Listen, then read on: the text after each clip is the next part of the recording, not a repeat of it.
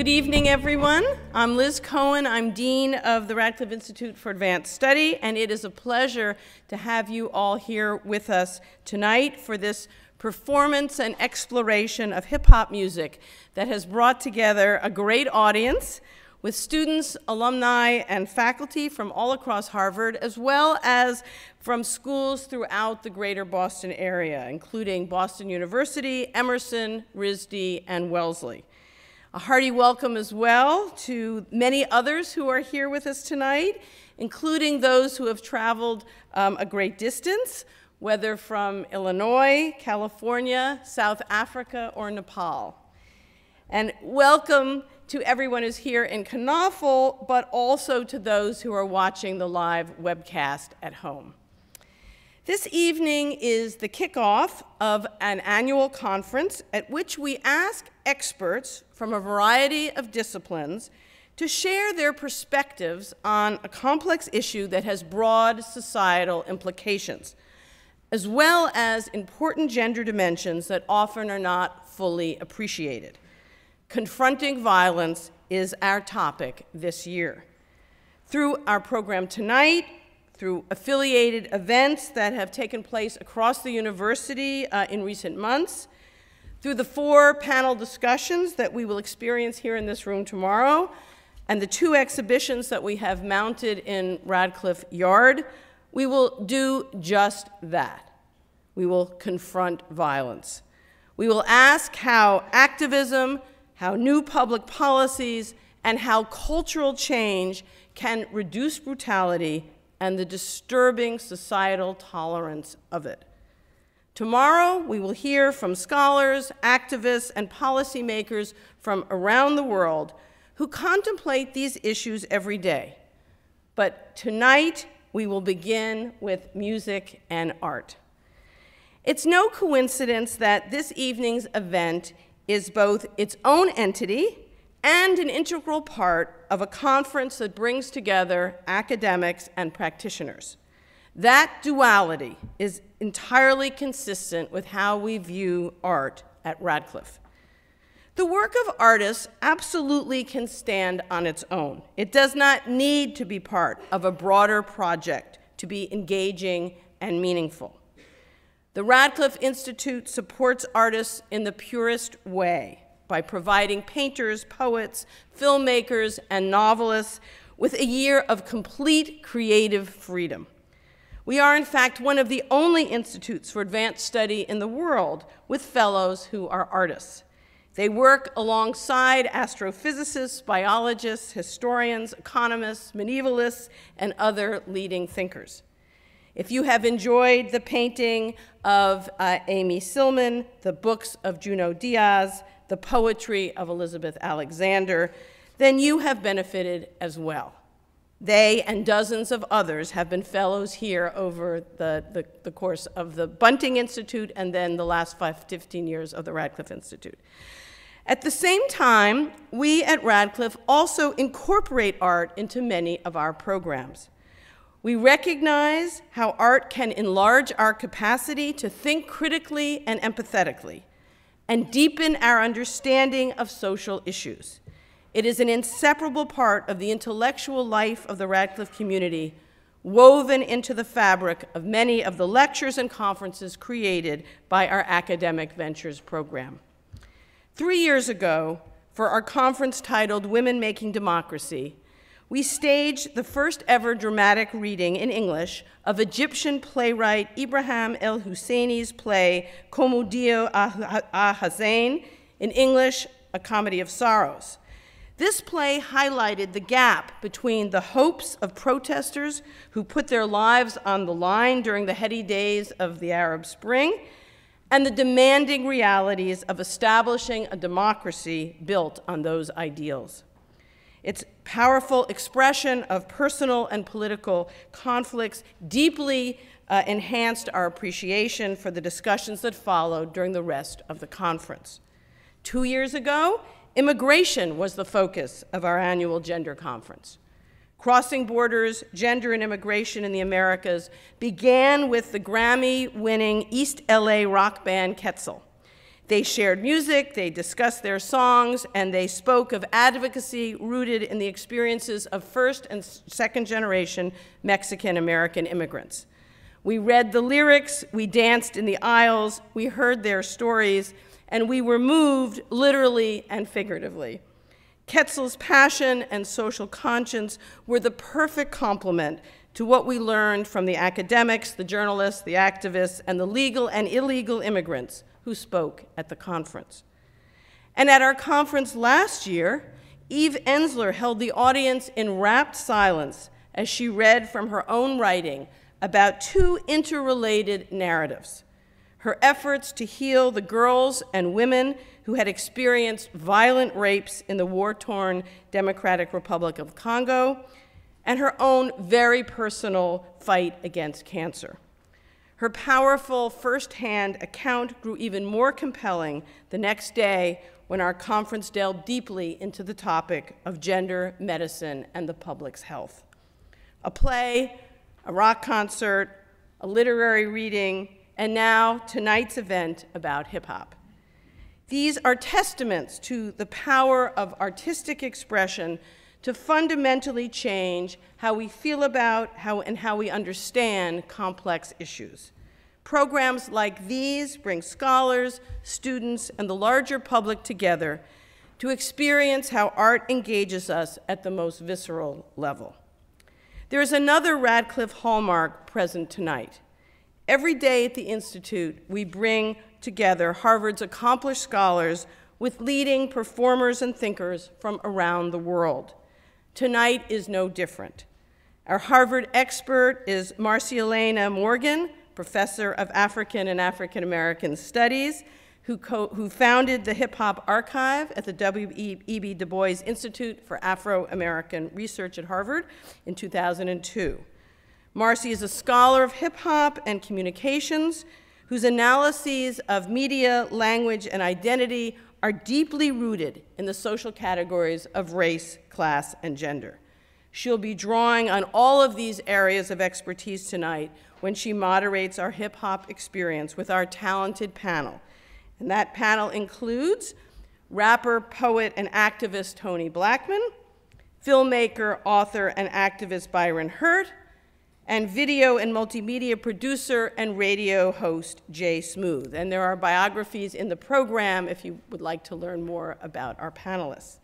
So it is a great pleasure and privilege for me to welcome all four of our guests to the Radcliffe Institute for Advanced Study.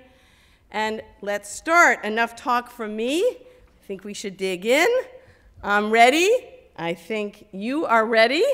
And I know that Toni Blackman is ready. So please join me in giving her a warm welcome. I am an invisible woman. Not because people refuse to see me, they know I am here. But it's as if my womanness detracts from my existence, my presence too often mistaken for absence. I am an invisible woman whose words don't flow fast enough, whose beats just aren't fat enough, whose contribution goes unseen. They know I am here because I was there.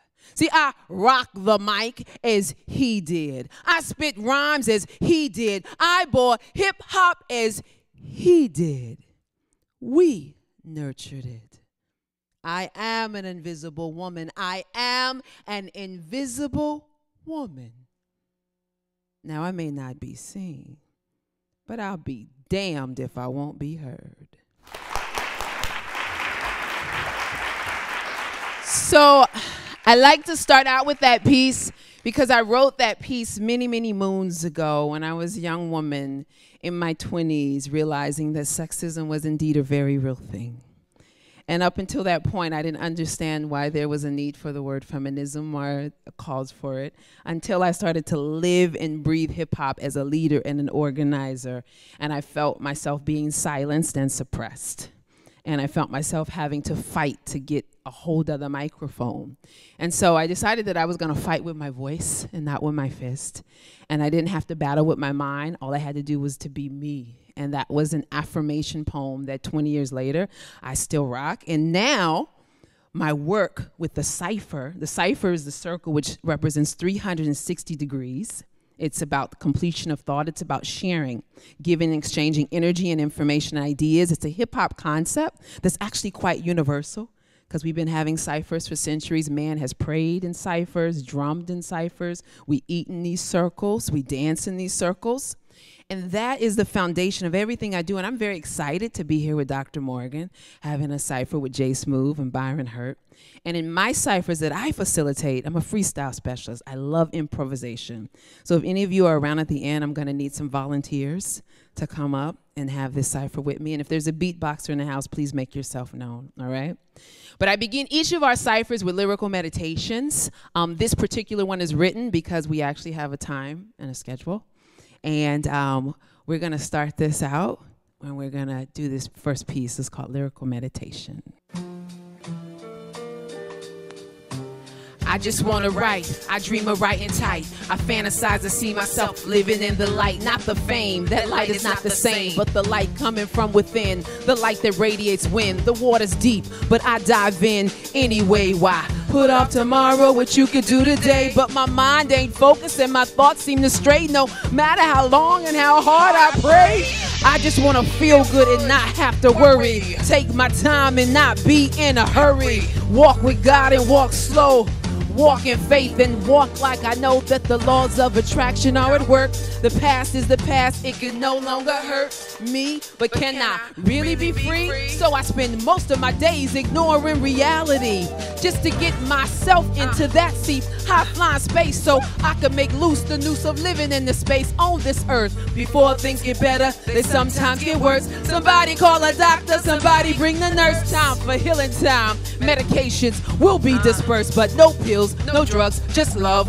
All vaccinations, we dispose of them. Put them in the trash. We's about to give the whole world a spiritual bath. Bathe mankind in kindness. Surely Congress can get behind this. Let me call my friends over at the UN. Better yet, get an army of children. Cause out of the mouths of babes, all you're listening to what the children says or saying. The innocent truth that they be conveying. My nature is pissed why we keep disobeying. At some point we gotta stop betraying her. I'ma rhyme when I feel like it. Spit truth so real, they think I am psychic. Coming from the core, you might find yourself crying on the floor. Fetal position might be explored. That's okay, that's a sign that you got good rapport on the inside. And yourself cracked open real wide. And your old self is gone and then died. And we can no longer hide. And we can no longer hide from ourselves. That is what real, authentic hip-hop is about. What we see on television represents about 2% of what the music and culture really is. And so we have to be very careful. We would not allow mainstream media to define jazz for us, or classical music, or social work, or sociology, or any of the theories that we love and study and we're passionate about. Yet we allow it to define hip-hop for us. One of the reasons why I do the work that I do is because it is a part of my existence. It brings me joy. It feeds my soul. It's not to get anyone to like it. I don't care if you like it. But what I want you to do is to understand it.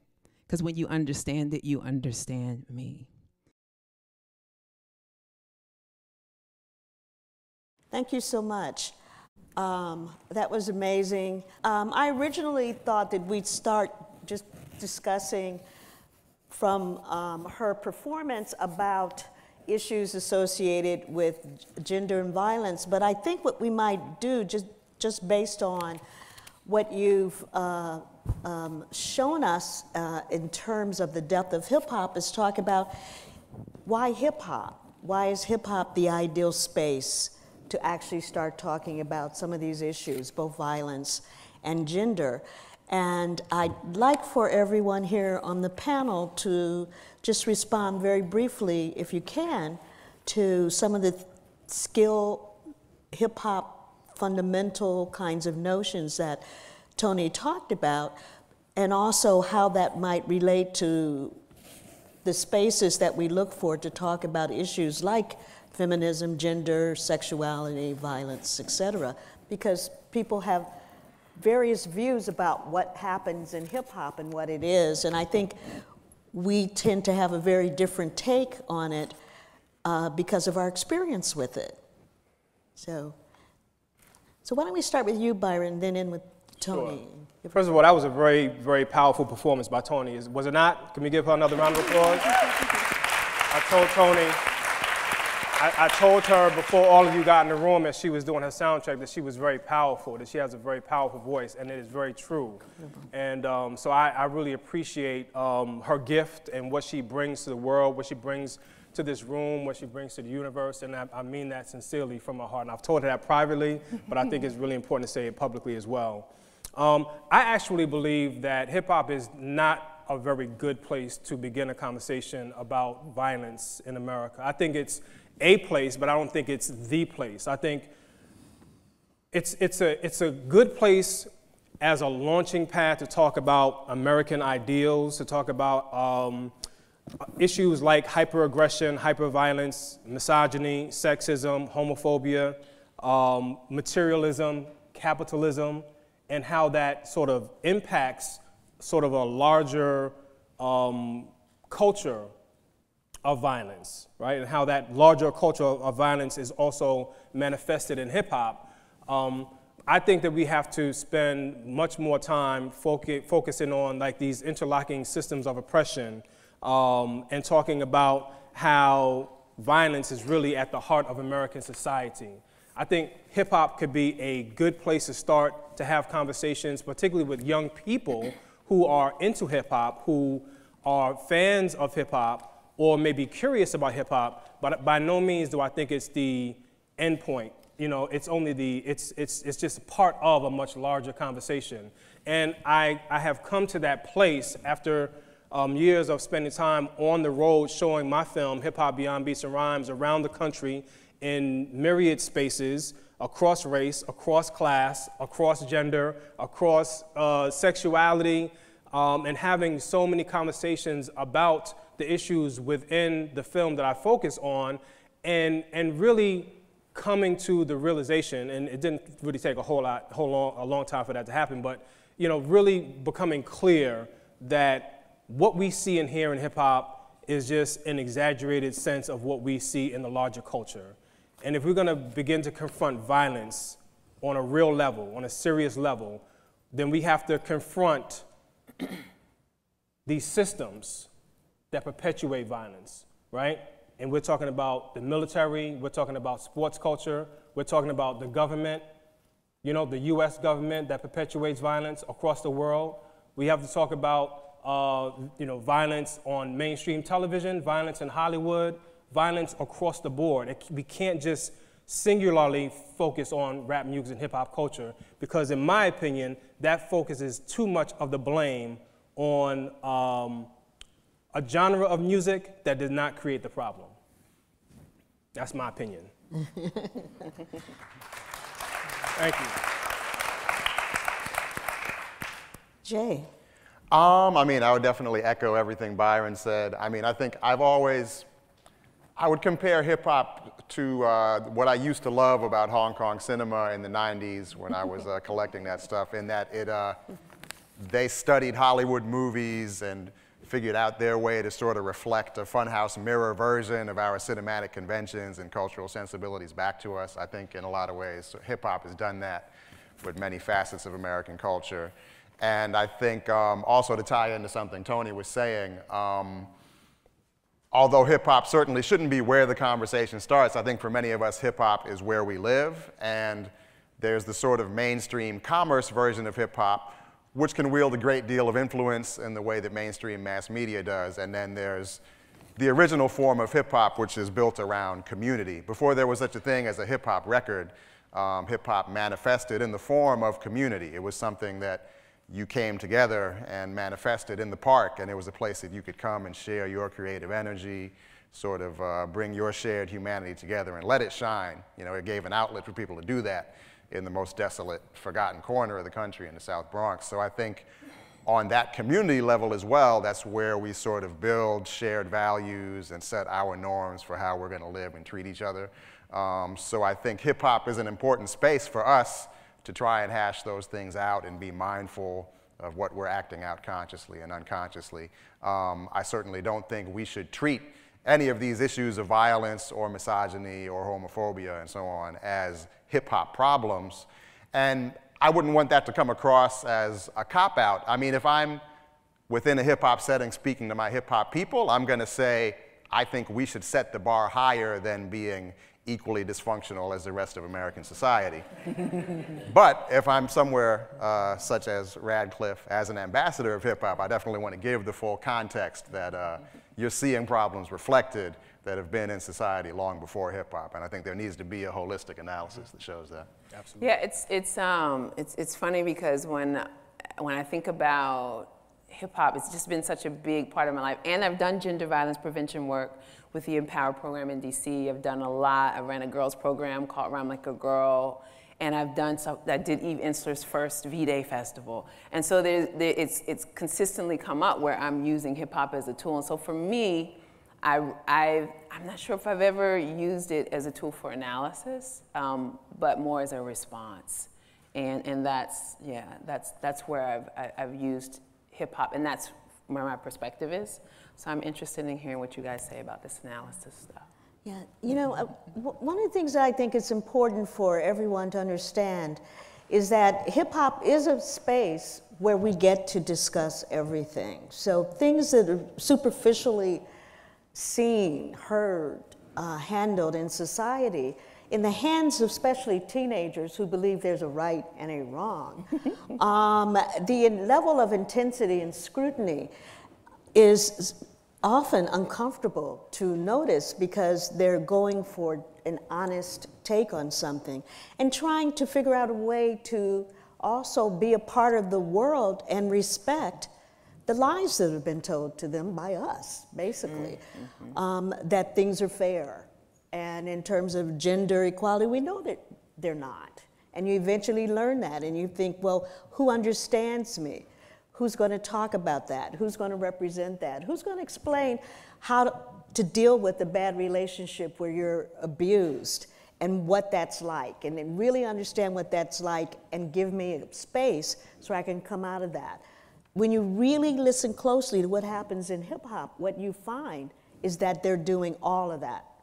They're doing everything is the problem. And in the mainstream media, which we talked about, seems to only want to keep us and youth informed about basically not having a focus or caring about anything in life. But the majority of hip hop is actually not that. You know, I'm thinking about how varied hip hop really is. And Toni knows this as a I would say a participant of, like an active participant in hip hop culture. I'm not a rapper. I tried to rap when I was, you know, young in high school, but I was not very good at it. So I stuck with playing football. But you know, hip hop is so varied, you know, and there's a tremendous amount of sheer brilliance in hip hop. You know, the lyrical dexterity, right?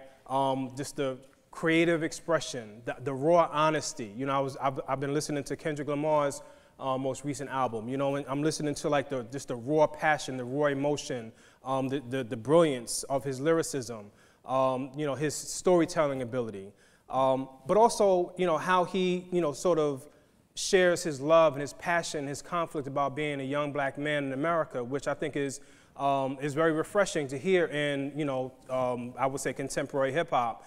But one of my biggest problems I have with I guess the way hip hop always gets framed is that, you know, we tend to allow like the most limited and narrow representations of manhood and masculinity that gets portrayed in corporate media as like what hip hop is in its entirety.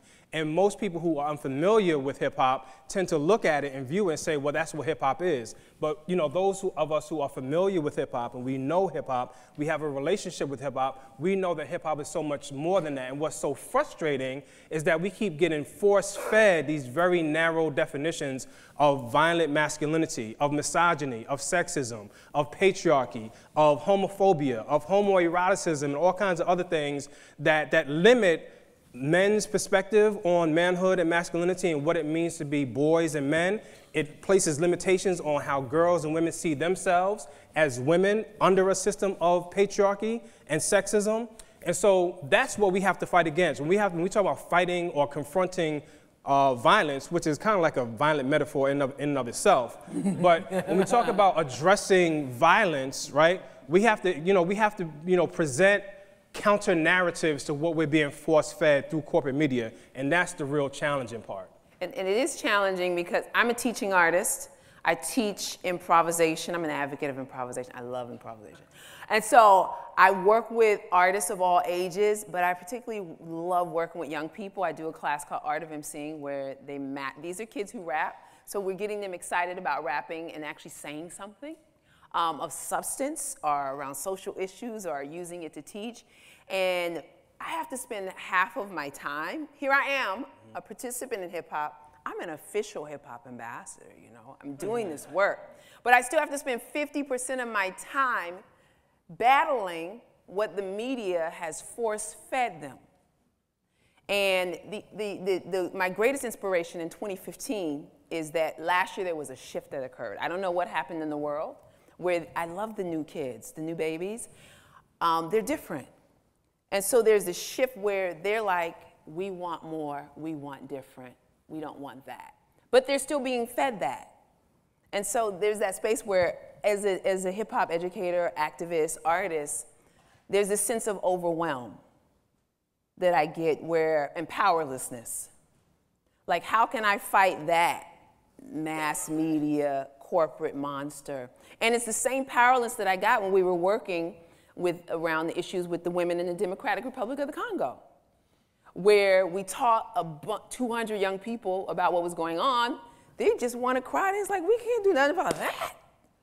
Because it was so brutal, the violence and the rapes, the systemic rapes. 300,000 women raped, the grandmother, the daughter, the mother raped. And it was just hard for them to process. And so I find myself, just on a daily basis, I'm having the same response with my life's work. And so how do we go about it? Because I do feel the violence. I want to fight, you know, Byron? I understand the sensibility. I understand the impulse to want to fight. And that was a big part of how hip-hop coalesced, was Africa Bambaataa giving the Black Spades and Savage Nomads, gangs that wanted to fight, an outlet where they could take that sort of confrontational energy and put it into competition that's built around a commitment to craft and virtuosity, like having b-boy battles against each other, having MC battles against each other. And that, I think over the years, the introduction of commerce has turned a commitment to craft into a commitment to hustle as far as some people's engagement with hip hop. But that commitment to craft and building a community around a commitment to craft and sort of challenging each other to be better, I think is something that still thrives on a grassroots level in scenes around the world. Yeah, I think we should now, take a look at some of the work that you brought here, Byron, to actually continue this conversation. Yes, okay, so I made a film many years ago now when I was much younger and less gray and had long dreadlocks about representations of manhood in rap music and hip hop culture. Has anyone seen this? It's called Hip Hop Beyond Beats and Rhymes. Okay, a handful of people. Thank you very much. I appreciate that. I made this film and released the film in 2006. At the Sundance Film Festival, and it premiered on a PBS series called Independent Lens. And I've been on the road showing this film ever since. I have grown a lot since I've made that film, but essentially what I was trying to do was confront some of the representations that have become monolithic within mainstream corporate media hip-hop, the 2% that Toni mentioned, in her introduction. And I wanted to sort of challenge and subvert some of the images and the representations that we have become very familiar with, that have become some of the dominant images in the art form that I felt we have become far too desensitized to.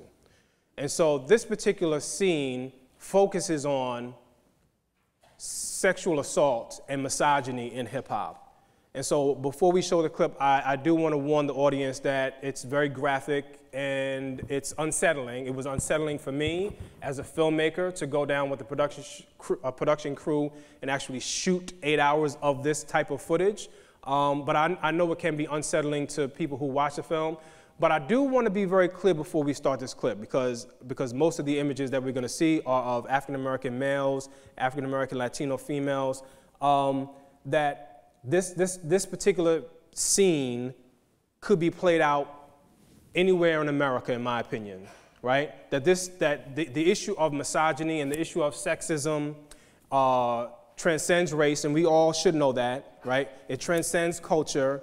It transcends economic class, right? This focuses on a particular event that took place at a hip-hop event. And the importance of this particular scene is that it creates conversations about sexism. It creates conversations about patriarchy.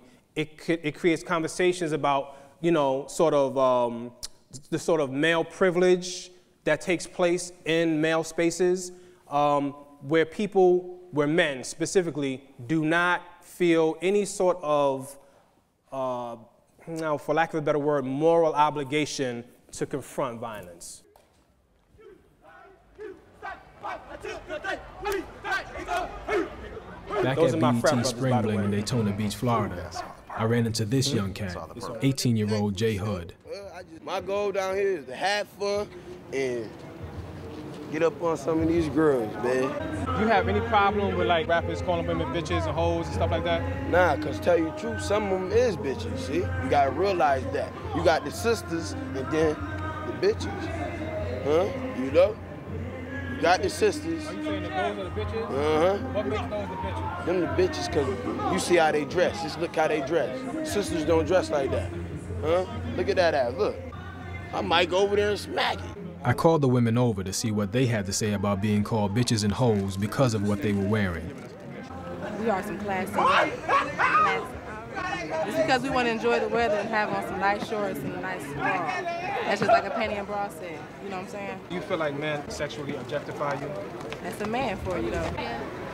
So you don't have a problem with men who objectify you at all? You know what I'm saying? That's a personal problem within that focus on your body parts? That's their opinion, that's their problem. Dude that we just interviewed said that those women that were walking around here with the bathing suits, whatever, he was saying those women are bitches, those women are hoes. They deserve to be talked to like that. Do you feel that way about like these women right here? You feel like they walking around presenting themselves like they hoes? Nah, because I'm just, you know, I don't know. I look at it as they're showing off their women features. You got on the uniform, what would be considered as loose. Could we bring her over here? You want to bring them over here? Bring her over here. How you like it? Yeah. How do y'all feel about images of women in rap music? Well, if it's not really directed towards you personally. It's just what they saying. Sex sells. If you don't take offense to it, then hey. You have like a problem with dudes referring to you as like bitches and hoes? But I know he's not talking to me. I know what I am. Let's describe a certain female. However, in the view of NWA, a bitch is a bitch. So if I'm poor or rich. Man, it was open season on these women. BET Spring Bling looked more like one of their music videos, gone wild. The women bought into their roles as scantily clad sex kittens, and the men acted out their wildest fantasies, shooting and directing their own hip-hop videos. The guys saw Spring Break weekend as an opportunity to cross the line between flirtation and sexual assault.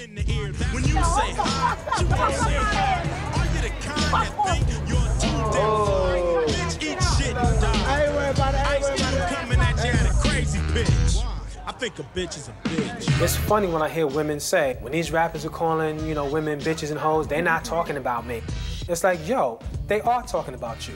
If George Bush was to get on national TV and make a speech, and he started calling black people niggas, would you be like, I don't know who George Bush is talking about, but he ain't talking about me? So they're coming out here with their ass showing, you know what I'm saying? We gonna slap them on the ass. That's just the way it is, you know what I'm saying? We representing all these niggas from J-Real, Florida, trying to get on these hoes, slap niggas on the ass, because they representing their fine, salty ass. That's what I'm talking about. I heard you saying something, if you gonna hit somebody with your pocketbook?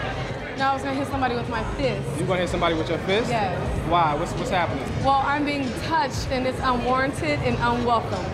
Some people say it's just boys being boys, but I think it has a lot to do with boys figuring out early that girls are there for us to sexually objectify or to be our playthings. I'm sorry, I ain't gonna touch nothing else. Okay, don't touch nothing else. Oh, Jesus. Come on. Oh, Lord, this motherfucker off beat.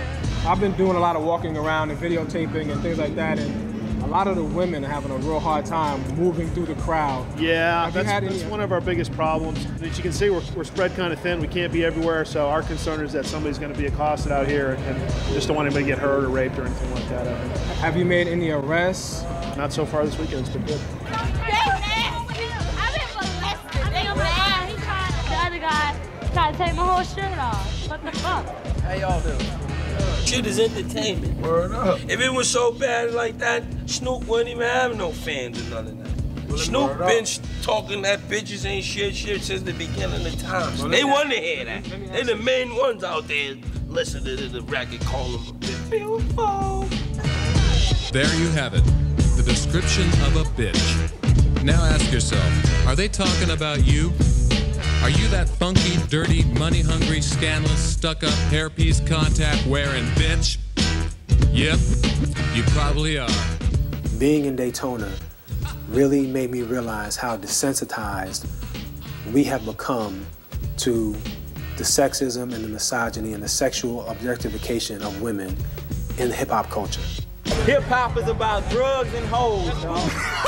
Where the hoes at? Bitch! So we don't have enough time to really unpack all of the different layers that are captured in that particular segment. But what I will try to do in the very limited time that I have is to just talk about the fact that you know, the normalization of sexual violence is very clear and very evident in this particular scene. And so we have, you know, what you can see here are several instances at a hip-hop based event, right? But I can't say that this is something that would be exclusive to hip-hop, but it's at a hip-hop based event, and we see myriad acts of sexual assault and sexual violence take place, and no one confronts it. No one intervenes. No one steps in.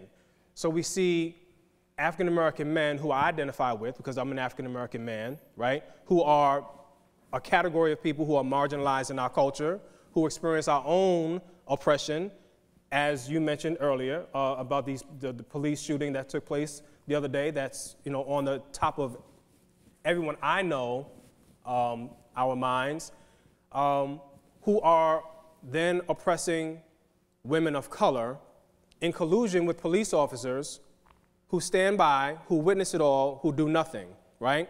So we have, what we see here is patriarchy in action. We see male privilege in action. We see what kind of things can take place when heterosexual men and heterosexual girls are in the same space, which is basically defined as male space, right? Where the black men essentially have a stake at black female bodies, and white officers don't do anything. And I think that dynamic would look very different, personally, if you change the racial background of the women. In other words, if those women in the video, in this scene, were white women, I think the police officers would have a very different reaction and response to those black men, don't you? I do. I mean, I'm clear about that. There's no hesitation in my mind. Yeah.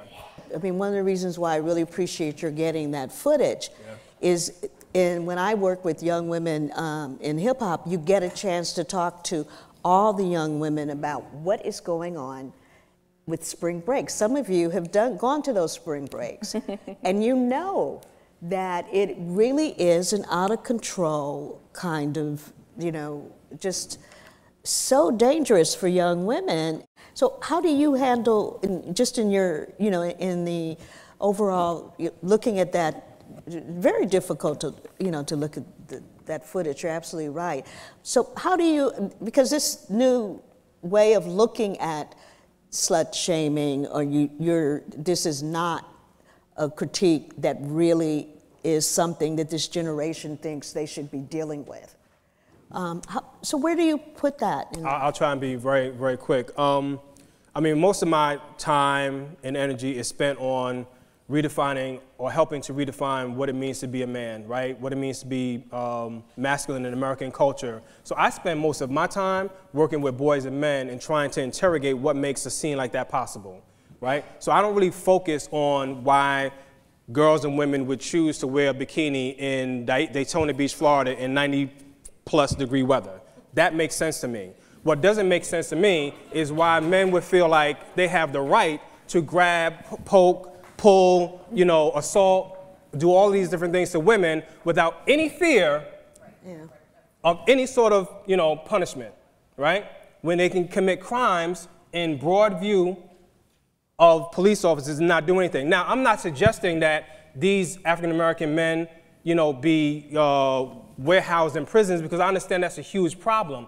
The point that I'm trying to make is that there's a culture of masculinity that makes it possible for this kind of sexual violence to exist. And that's what we need to confront. I think that, I mean, I absolutely think that's such an important point to make. One of the things that I intended to talk about in response to what you were doing was in 2000, when I was teaching at UCLA, after Stand came out, the song that Eminem did, where he, in the song, one of the characters ends up killing his girlfriend in a car and is very violent toward her. And Susan McClary, this is in the Women's Studies Department, where we were supposed to talk about hip hop, gender, and violence. And the first person to speak was the musicologist and musician Susan McClary, and she started talking about the story itself and the violence, and he's, you know, taking things out on his girlfriend, and he's beating her, and he's, you know, raping her or whatever's going on, and she's going on, and all the women in the audience are just getting more and more angry, and then she ended by saying, it's just like opera. And when she said that, I realized, of course it is. Because if you think about women in opera, first of all, it's their fault, right? They're gonna die. How they're gonna die, maybe they're gonna be poisoned, maybe they're gonna be stabbed, maybe whatever. Who's gonna kill them? Maybe it's their husband, maybe it's their kids, maybe it's their cousin, maybe it's whatever. But whatever it is, that's the story. So when we talk about this, on the one hand, we don't see that we've got this notion in Western culture in particular, but it turns out it seems to be pretty pervasive. But when it comes to music, we don't do much of an analysis about gender violence in all of these genres, and it's everywhere in these genres. And so when we're looking at it in hip hop, when we're looking at it in the Black community, which I think is very important, I'm not downplaying that at all, what we have to also remember is that there's a model that we often don't even notice. We're so familiar with it. It's so ingrained in our culture. And what do we do about that? So it's that entire notion that can create that moment where in this particular case, from my perspective, it's racism. They're like, we're going to leave them alone and let that happen in front of us or something like that. And well, it's... I'm sorry, I hate to interrupt you. I just think it's the devaluation of Black female bodies. Okay. It's the devaluation of Black female bodies. In that instant, those women did not matter. So we talk about Black Lives Matter. In that instant, those Black female lives did not matter. Can I say, first of all, can I say I'm really glad we had a Toni Blackman performance to balance out the Byron Hurt footage. But also, I mean, I just want to note how pervasive so many variations of that sort of slut-shaming mindset you described. Like, that's not only men who are being overtly misogynistic will have that mindset, but so many men who are presenting themselves as being progressive and talking about how we need to protect our queens and put them on a pedestal, which is a paternalistic outlook to begin with. But what they will do after that is read off a list of prerequisites for you to be considered a queen and thus receive that respect, instead of women are human beings that deserve equal respect and dignity, full stop. So there's so many layers you have to dig through to get to the conversation we really need. Yeah, I wanted to say, one of the things that I've done in my work with these cypher workshops I have, they're basically just jam sessions, and we sit in a circle, and it can be anywhere from 20 to 30 rappers and maybe anywhere from 20 to 30 spectators who are a part of the energy of what's going on. And over a time, like over the first few months of doing this, I noticed that we needed some ground rules. And there were a couple elder poets that would come to support me and give me feedback that I didn't ask for, but I thank them 20 years later, now that I'm grown. And I needed it, but they suggested this guy, and there was an older man who was a poet, may he rest in peace, and he says, Toni, those 15-year-old girls are watching you. I, at the time, was 25. And I was like, yeah. He's like, they're watching you allow these young men to disrespect women. I was like, yeah, that's why, yeah. And he's like, you need to tell these young men to stop. I said, then nobody's gonna come. And so then he talked to me about it, and I thought about it, and I was like, oh, responsibility, here we go again, be responsible, right? And the next week I went in and I was audacious, and I said to everybody, we were having it every Monday night, I said, look, the bitch whole thing is not a discussion. We do not debate whether or not it's valid to disrespect women. You would not want anyone to disrespect your mother. And that would be a contradiction. So if that's what you're into, you don't want to come here anymore. Nobody complained. Nobody complained. And for me, it was a lesson in the power of just making it plain. No whining, no complaining. Here we go, here we go. And it was that thing. But what happened was they started to police each other. I didn't have to do it anymore. And this is an example I share all the time because it is the beauty of art, not just hip hop, but any form of art, where you can use art to get people to program themselves and then to become leaders themselves and to create these communities that seem like they're being guided or led, but really the people are really taking the reins of their own lives. And for me, that's the power of hip hop. And so I've been doing this thing 2 decades. No one complains about that ground rule. Not a soul. I want to make sure that we get a chance to also hear from Jay. I've been blessed to have a very long career representing hip-hop culture. I've been doing a radio show in New York for 25 years, and that's given me an opportunity to sort of represent hip-hop's principles and be a part of public conversation on issues I care about. Most recently, in a series of video commentaries I do named Ill Doctrine, where I sort of apply the principles that I've taken from the spirit of hip-hop to discourse on other topics and sort of finding ways to challenge each other the way we need to be challenged on these issues, but in a way that honors our common humanity, our human connections with each other, which is the sort of the tightrope you have to walk if you're an adult hip-hopper who wants to maintain your relationship with the culture while being strongly opposed to certain things that go on within it. So this first clip is one that's not directly related to hip-hop, but it is tied into something you can see at the exhibit that's part of this conference, which I didn't know until I got here. There's an exhibit about misogyny in comic books and video games, and there was an incident a couple of years ago where another fellow video blogger, Anita Sarkeesian, was working on a series of videos analyzing misogyny in video game culture and just how women, how gender is treated in general in that medium. And it elicited this huge backlash and harassment campaign by young dude bros who play video games. So I made this video in response to that, sort of taking the lesson that I've learned from trying to speak on these issues, you know, when I had an opportunity to sort of speak on gender issues and misogyny, I tried to focus on learning and listening first. I spent years just reading feminist blogs and you know, just trying to find what role I can play. And the first thing I learned is that the most important thing I can do as a man is use my position to check other men on the things we're doing and encourage us to do that with each other.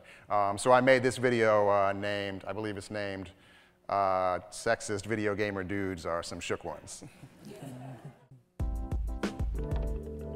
So a couple of weeks ago, I made a video about how sometimes internet trolls are just sad and annoying, and other times internet trolls are still sad, but also genuinely destructive and dangerous. And this week, we've had a great example of that second type of trolling with the sexist gamer dude attack on Anita Sarkeesian. Anita does a web video series named Feminist Frequency, which if you watch my stuff, you should already be watching hers. And recently, she set up a Kickstarter page for a new project looking at the representation of women in video games. And after the Kickstarter page went up, a whole bunch of gamer dudes decided, even though they haven't heard what her opinion is yet, that the mere idea of this woman presuming to form an opinion about them at some point in the future was so frightening that they had to organize a scorched earth campaign of harassment and bullying against her. And Anita has handled the whole situation incredibly well, and her project is wound up getting more support and funding than ever. So in this instance, the private army of sexist dudes has only succeeded in proving her right and making her stronger. But it's still been an intensely ugly spectacle. It raises a whole lot of questions about why this happens so often and why so many dudes think it's okay to persecute and harass and abuse women online. A lot of these dudes, if you challenge them, will tell you that they don't have any real feelings about this and they're just trolling for the fun of it. That they don't really hate women, they just think it's funny to treat women as if they hate them. And that, I mean, first of all, you're lying to yourself. There's clearly more to it than that. And second of all, that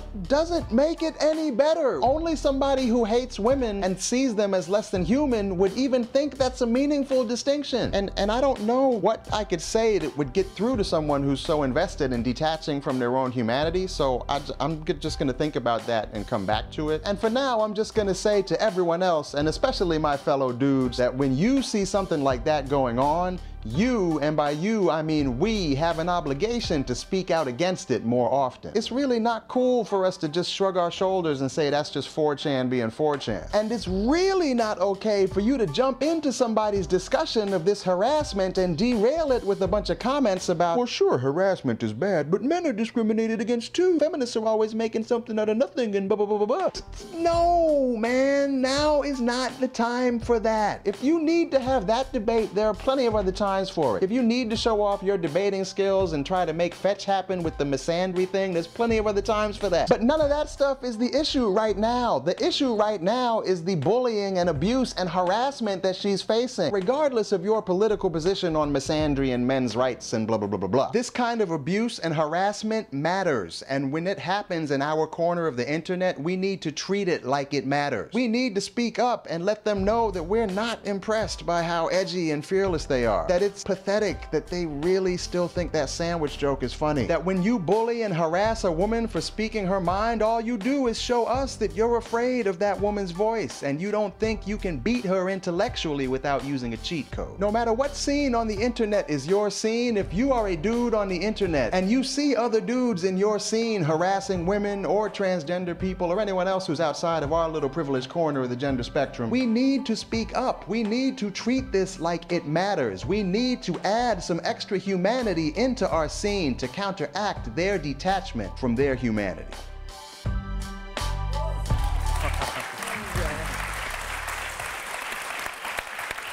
So that video got a huge response.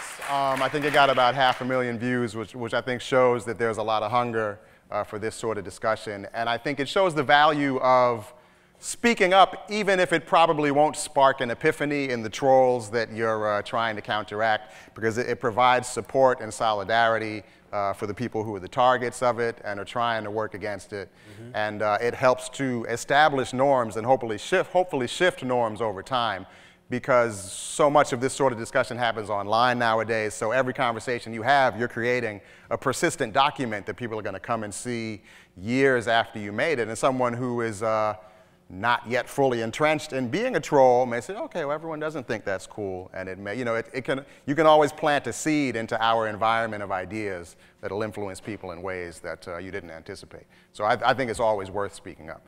And we actually made a last-minute switch. I was going to show another similarly themed video, which I encourage people to look up. It's an interview with my friend Lizabeth Mendez-Berry, who wrote an iconic piece named Love Hurts about, yes, exactly, right, about the late great rapper Big Pun, his history of abusing his wife, and just about that sort of violence in hip hop, which I encourage you to look up. Her piece is named Love Hurts, and this video was named Beyond Chris Brown and Rihanna. I spoke to her about the Chris Brown-Rihanna situation right after it happened. But we were speaking beforehand and felt like the moment that we're all still processing right now, seeing Walter Scott murdered earlier this week. I wanted to share the video that I made the night that that news broke. And it also does tie into this discussion because I do speak on the focus that the most popular mainstream rappers have right now on sort of mouthing the words of progressive action and resistance in relation to their commercial enterprises, and sort of wishing that they'd come back to the original spirit of how that language was used in hip hop.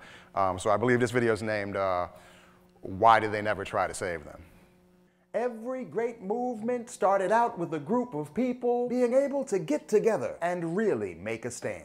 That's a quote from the People's Revolutionary Celebrity Press Conference for Tidal, the music streaming service launched by Jay-Z and a bunch of his bazillionaire friends. And last night I was in the middle of making a video about Tidal when I turned on the TV and saw the news about Walter Scott being gunned down in South Carolina. And I gotta say, I just can't watch that and then go back to making a video about Tidal. I mean, don't get me wrong, I think it's important to analyze pop culture and take it seriously. And I'm not mad when artists, even already very successful artists, try to make sure they earn as much as they can for their work. I'm not mad at that. But right now, after watching what we all just watched, I can't see that and then go back to watching people talk about movements and taking stands in reference to an Android app that keeps giving me errors when I try to sign on. So yeah, let's talk about this Walter Scott thing.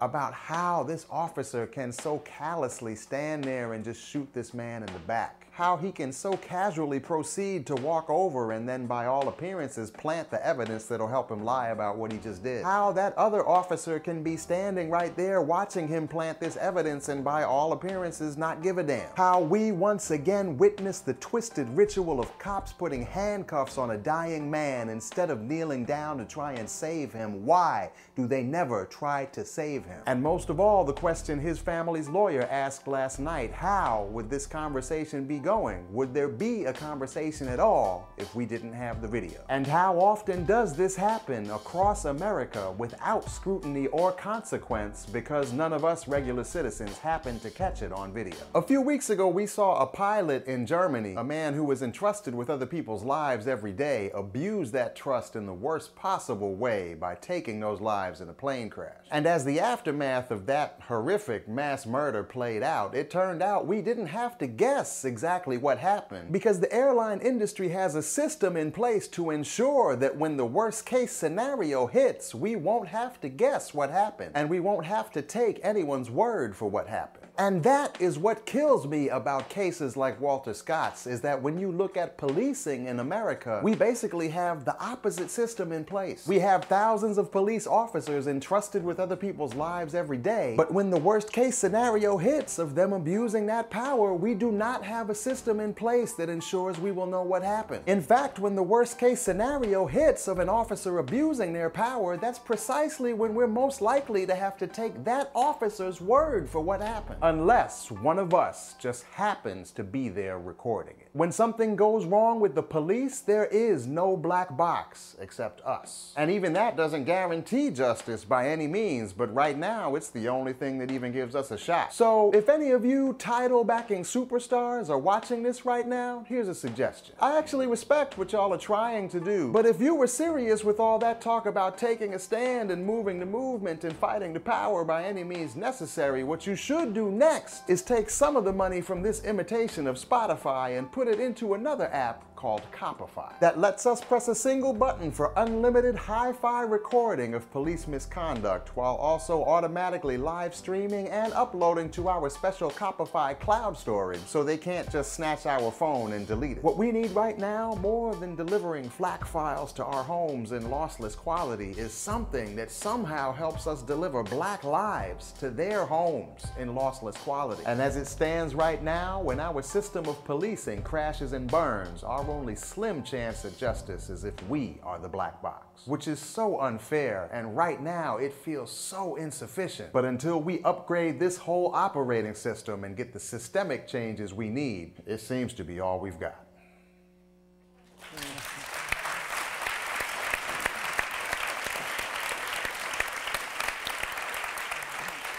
And I would just add, since we've been focused on gender violence for most of this conversation, it's easy to fall into the habit of thinking of police violence as a men's issue, but that's definitely not the case.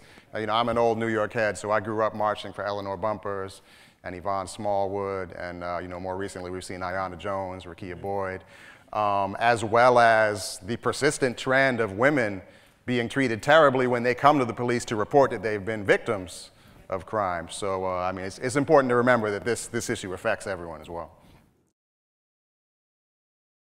I was wondering, in this new era of interconnectivity via the internet, that seems to be causing some trouble with certain kinds of mass media, but in the music industry, it's a pretty established industry. It's been around for a while. I wonder if it's been easier maybe to connect with other people who are into an underground scene rather than what the mass media corporations feed us. You have any thoughts on that? Well, I guess being, what's my friend, she said, we're bi-generational. So that we were around when grandma said, go outside and play. And nobody got mad.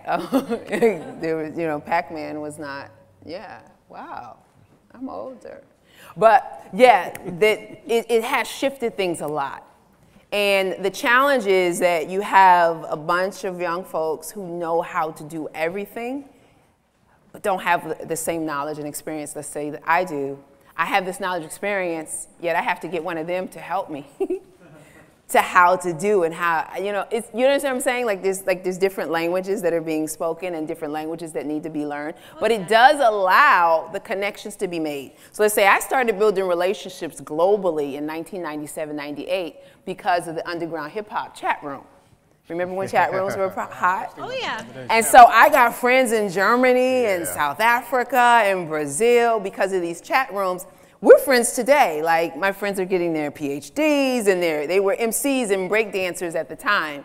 And so it is allowing for more connection, but you still have financing, how to finance these movements. Everything still costs money. And then how do you create an atmosphere of quality and excellence? Yeah. Because you got this fast food production. You can produce like this. So there might be this artist who, they want to do what you do, but to do what you do, you had a public speaking class. You had a dance teacher who taught Catherine Dunham technique. You went to workshops with Sweet Honey and Iraq story circles. You read poetry in the room with Philip Levine and Ntozake Shange and Ethelbert Miller. They read it online, and now they think they're you. You know, and then there's something missing from this art, but it's well packaged. They got great photos, they have great graphics, they have a great website. And so that's the space where we are now, and I was just talking with Dr. Morgan about this earlier. How do we find the balance of that without killing the spirit and the fire and the energy? And that's what I struggle with some of my mentees. Nice. Thank you. Thank you. Thank you. I just want to thank all of you for your work, first of all, being here, and the work you did tonight, but also that you do all the time. And I want to ask a question about fear, because I think in order to confront violence, we have to confront fear. And Ms. Blackman, when you were freestyling, you said, no fear. And for people who are marginalized, we often, that's a source of pride for us, you know, that we're not afraid, but being unafraid of violence doesn't prevent violence from happening to us nonetheless. And Mr. Smooth, in your video, you alluded to this.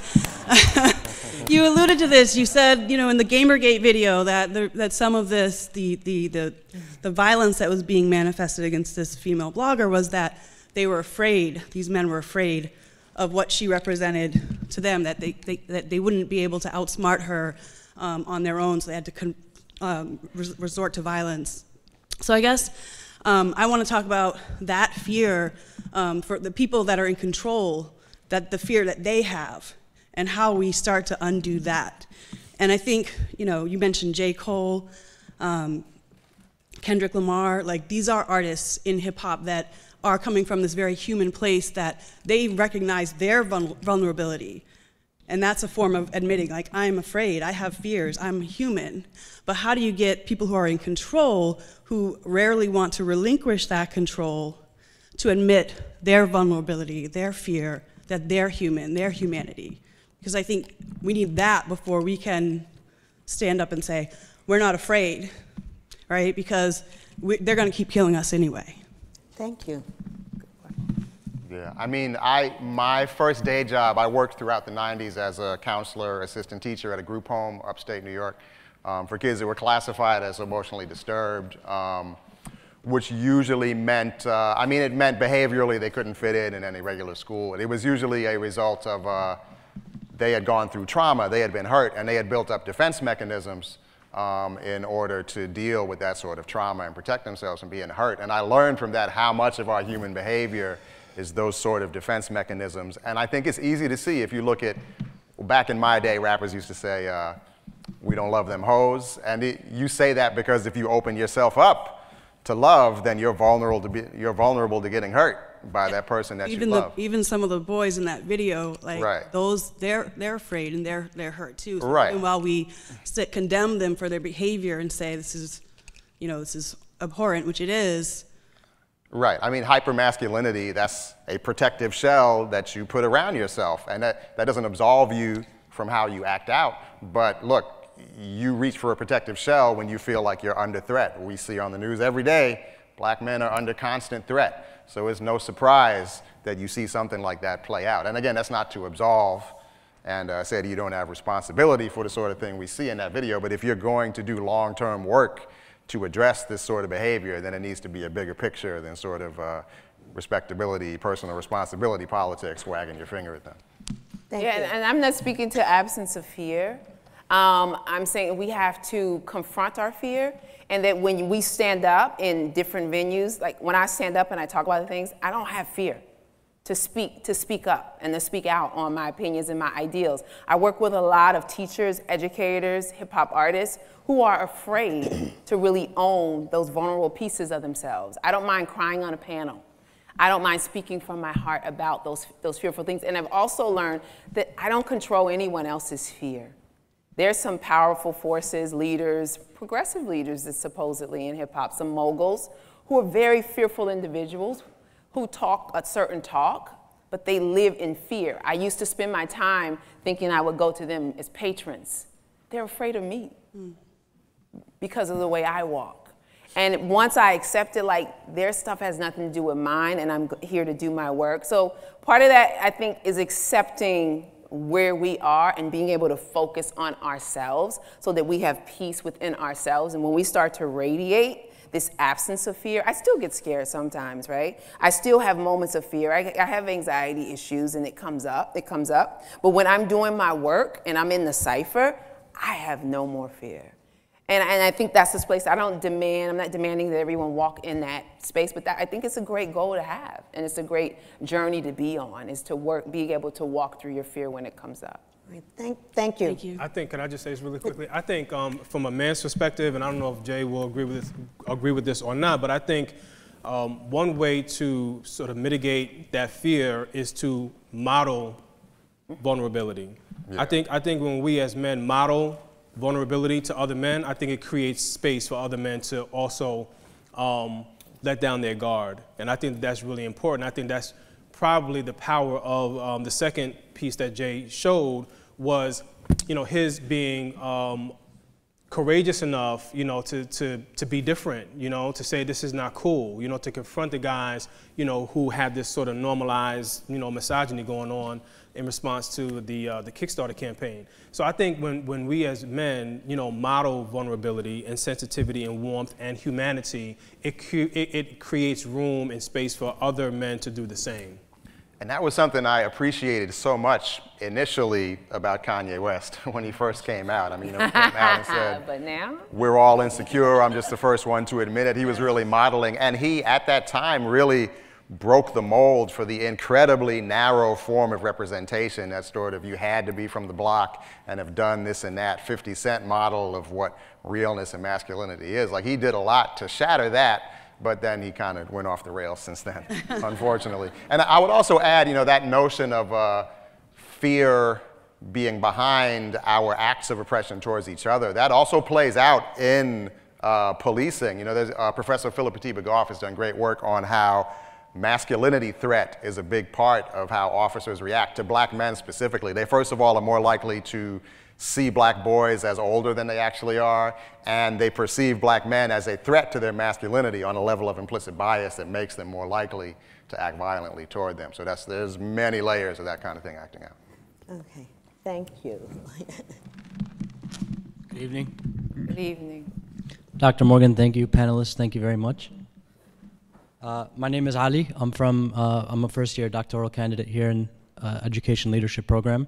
I'm from Dearborn, Michigan. Dearborn is the most densely populated city of Arabs and Muslims outside of the Middle East, and very much a hip-hop influenced community.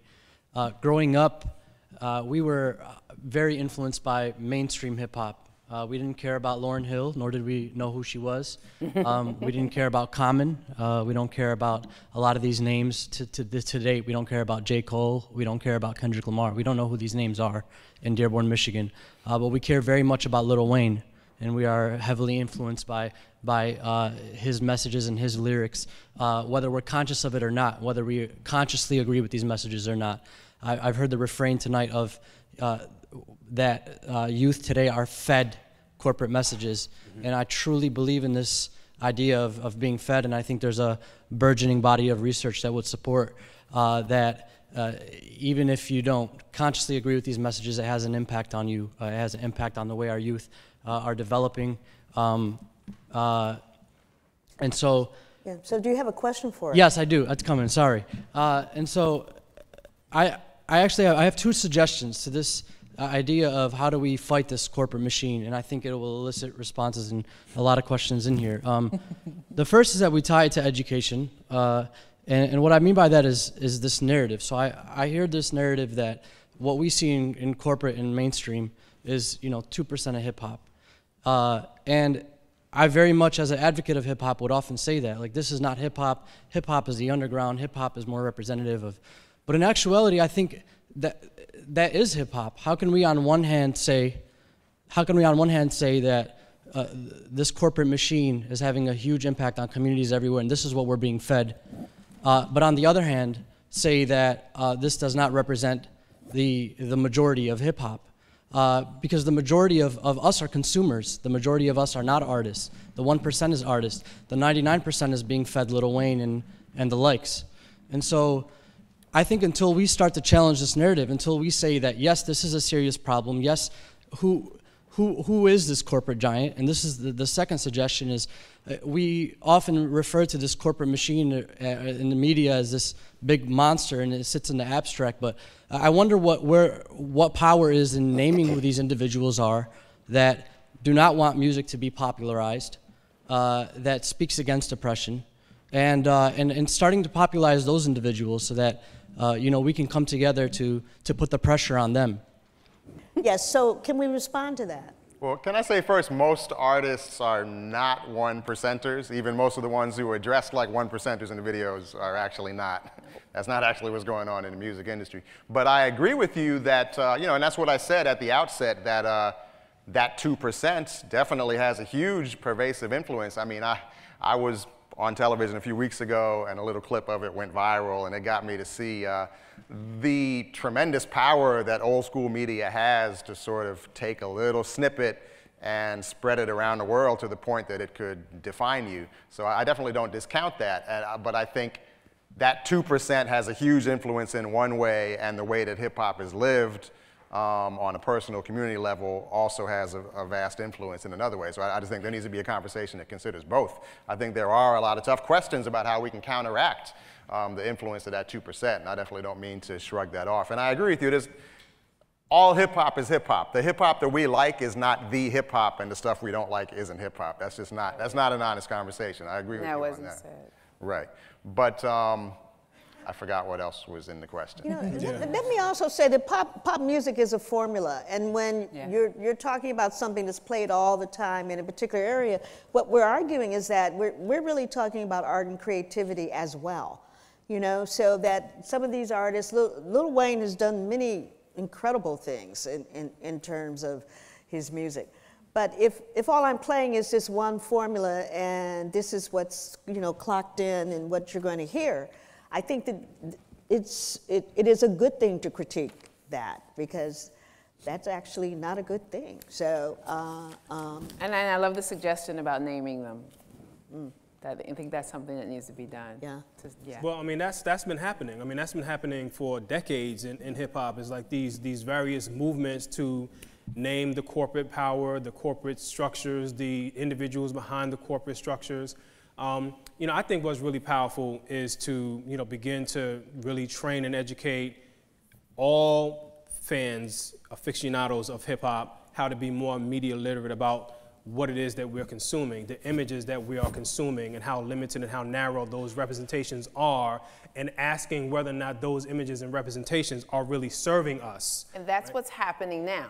So when you have hip hop heads getting older, we call ourselves hip hop heads.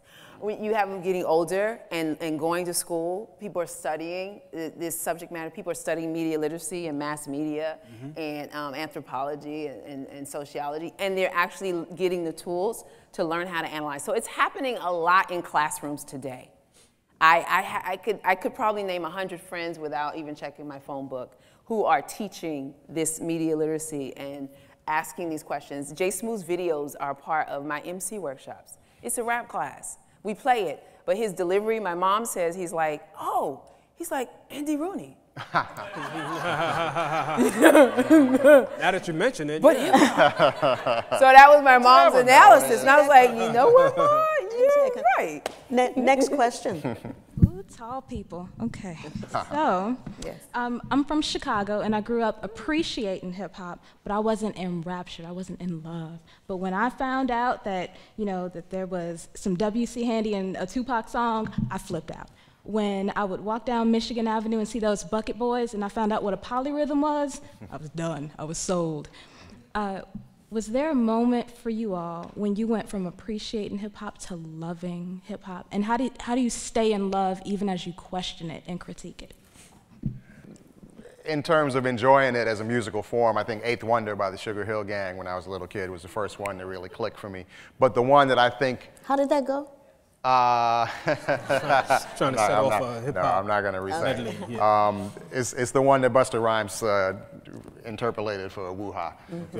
But the one that I think really cemented it, which I'm sure it did for many people my age, was The Message by Grandmaster Flash and the Furious Five, which, you know, Don't push me, yeah. I'm close to the edge. And my father, when I was growing up, my father was a poet who worked with one of the original Last Poets, Guy and Kane.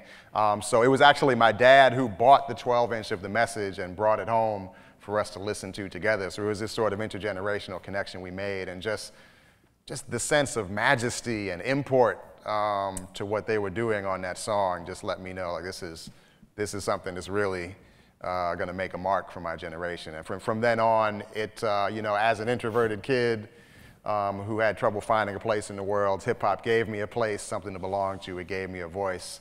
And it's been such a powerful, just healing, sustaining force for me in so many ways that I would never want to just walk away from it. Like, no matter what else is going on, I'm going to be here fighting to make it what I believe it should be. And I grew up in a small working class town in Northern California called Pittsburgh with no H at the end. And there was a big steel factory, and everyone, no matter what race, had a grandpa or a dad or an uncle that worked at the steel mill, and a relative that worked at the glass factory or at Dow Chemical. And the only thing you had to do was either play baseball, go to church, or eat. And there was nothing else to do. Once Proposition 13 came around and the arts were cut, there was absolutely nothing to do. So I had started writing poetry when I was 8 because my aunt was a poet, was an English instructor and a poet, and adults didn't like answering my precocious questions. And I fell in love with The Last Poets and Gil Scott-Heron because that's what my mom and everyone played. And when hip hop came, it just changed my life and literally saved my life because it gave me something to do. I was just a smart kid. My eyes would water in class because I was smarter than my school. Hip hop gave me a life. It gave me breath. And I literally connected to when the light switch went off. And I would spend 2 to 3 hours a day not getting in trouble because of hip hop. Yeah, my friend has been in Ferguson ever since things started popping off there, and he talked about just the incredible sense of purpose and commitment that he sees from the young people he works with there who really had no opportunity to get anything going on for themselves in Ferguson up until now. And he said the only other time he's seen such intense purpose and commitment in young people was being in the studio with young rappers. And I haven't been to Ferguson, but I knew exactly what he meant because that's a solace that hip hop provides for so many people. Well, for me, I fell in love with hip hop from the first moment that I really heard it. You know, just going back to Grandmaster Flash and the Furious 5 and Rapper's Delight, and you know, some of those, I guess they would be considered old school rappers now with this classic hip hop. That's what we call it. Classic hip hop artists. You know, and I grew up on Long Island, and so I had a very specific sort of niche. There was a very specific sort of niche of hip hop artists that grew up right around me. I mean, I went to school with, you know, people like Biz Markie, you know, walking around my hallways, and EPMD and Rakim and Public Enemy and De La Soul. They all grew up in my area, so I felt very connected to them, and I identified with them. And so, you know, it was music that represented me and my age group, my generation. And over the years, my relationship to hip hop has evolved and changed and shifted. And to be quite honest with you, my relationship really began to change when I started to deepen my understanding around gender issues and started to really pay more attention to representations of manhood and masculinity in the art form and how they conflicted with my own growing sense of pro-feminism as a male. And so, you know, so I've really had to change my relationship with rap music and hip hop culture. Although, like Jay said, I continue to have the relationship, even though sometimes it can be like a love-hate relationship. And sometimes I have to take hip hop breaks for extended period of times. And then I end up coming back to it and, you know, finding little aspects of hip hop that I consider to be brilliant, which is why I do believe that it's really a shame that so much time and energy and attention is placed on some of the issues that we're talking about today, because when you really have a developed language to understand hip hop and you have a real strong relationship with hip hop, you can see and you can hear the brilliance in it. And so that brilliance sometimes get lost when there's such an emphasis and repetition around, you know, some of the very kind of narrow themes that get presented through mainstream hip hop, but I won't say mainstream hip hop, you know, various aspects of hip hop. So my relationship is constantly changing and evolving and shifting. Yeah, I just want to respond to that very quickly before we take the next thing. So, I mean, I grew up in Chicago, and Chicago is a city where you had people on corners all the time, rhyming and doing all sorts of things. So it was natural once you start hearing it to notice it. But for me, what really made the difference was I remember MC Lyte when she did Cram to Understand You, Sam. Mm-hmm. And Lyte, she, you know, it's spelled L-Y-T-E, and she's like, I'm light as a rock. And she was hard. And she did a rhyme about crack moving into the community and what it was doing, destroying the community. She's one of the first people, forget artists, people, to really start talking about what was happening in communities. And I was just there in terms of you know, this is an incredible art form. Well, thank you so much for joining us.